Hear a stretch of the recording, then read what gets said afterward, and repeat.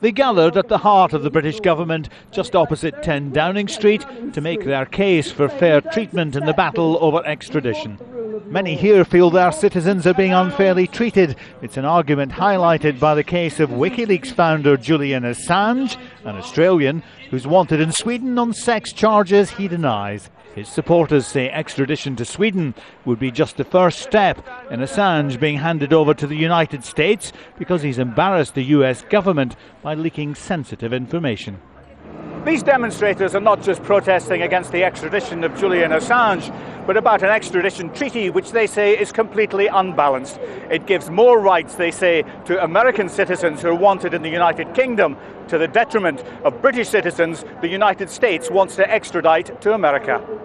Among those the protesters represent are Talal Ahsan, who's been in jail without trial for 6 years. He's said to have been involved with extremist websites, as is Babar Ahmed. He's been held without trial for 8 years.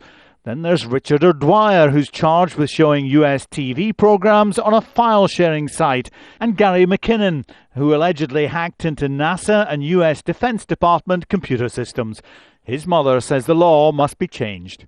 People are here to ask for change in the extradition treaty so that anyone who was physically in this country when the alleged crime was committed is tried in this country.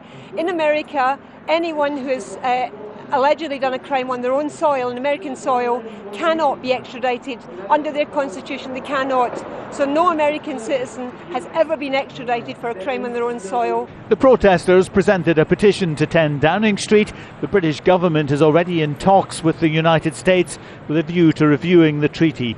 Julian Assange is currently hiding in the Ecuadorian embassy in London after losing his appeal against extradition in Britain's Supreme Court. The Ecuadorian government says it will consider his appeal for political asylum. Harry Smith, Al Jazeera, London.